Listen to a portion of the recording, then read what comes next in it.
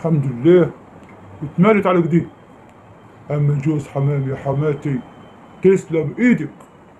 صدق اللي قال يا بنت سعدية، طالعة من بيت عز بتوز حمام. يا ترى يا واد يا مسعود، تقولها التانية دي ولا تكتم على نفسك؟ لا، خليها بالليل اقزقز فيها كده قبل ما نجهز لنا الوكل.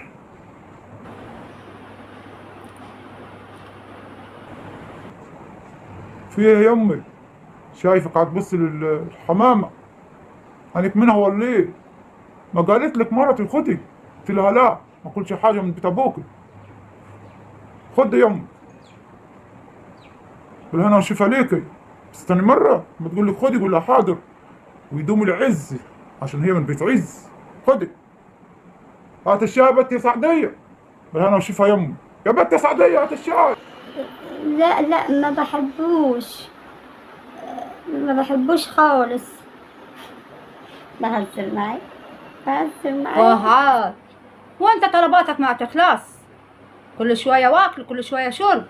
سيبنا عاد شوية، سيبنا عادة كيس الجلبية الحلوة دي لا اروح بيها مع ميرو في مصر. هروح عند فين؟ عند فين يا بنت يا سعدية؟ ايوه، كورال سنجون في ألبوم عايش في العز. اي مرتك هتقول ايه؟ ما سامعاش. راحت تاكل وز ولا تشتري وز؟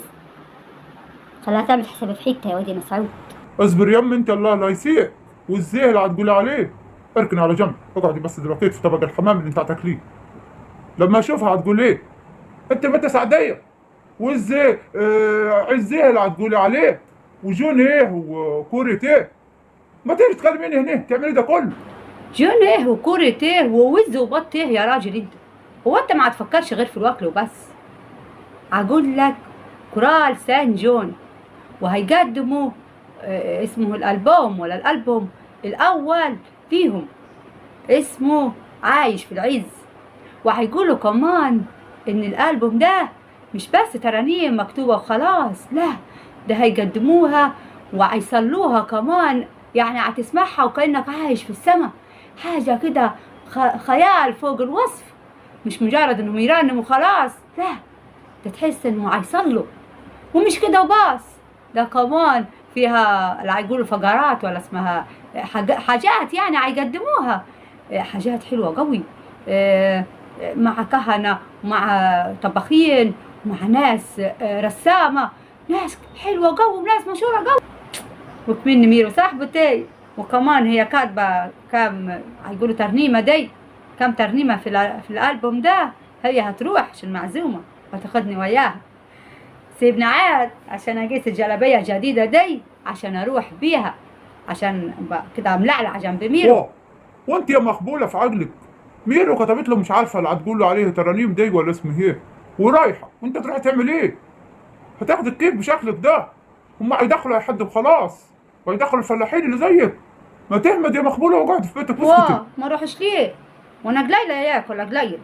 وبعدين هم عازمين الناس كلاتهم، كبير وصغير، فلاح ومتعلم، راجل وست، مرنم وشاعر.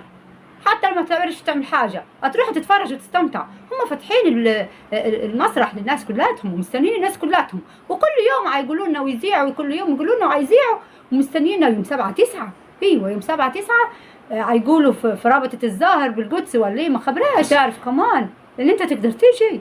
هم عايزين الناس كلاتهم، كل الناس. ما تيجي معانا؟ تيجي؟ ما تيجي؟ واه، هيدخلوا يا حاج. ممكن انا كمان اروح. طب اروح يا بنت سعدية، بس بشرط تجيبي لي ده كرباغ حلو من عند امك. ها، تجيب واجي. واه يا حوستي، يعني عايز ده كربات من عند بيت ابوي عشان تيجي معايا توديني مشوار مصر؟ لا، هروح مع ميرو. خليك انت مع ده كربات الوز، وانا اروح اسمع سان جون والبوم عايش في العز. وانتوا كمان ما تنسوش يوم 7/9 حاجة جميلة قوي هتسمعوها، حاجة هتفرح قلوبكم، هتخليكم تكسروا الروتين وتنسوا كل الكآبة والهم والحزن اللي جواكم، وتسمع حاجات حلوة قوي قوي. مع قرال سان جون والبوم عايش في العز.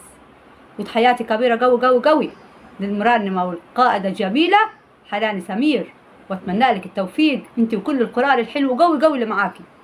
ربنا يوفقك. نشوفكم يوم 7/9 على العنوان اللي هتقولوا عليه ده اللي ما خبراش اقوله. يلا تقعدوا بالعافية. سلام.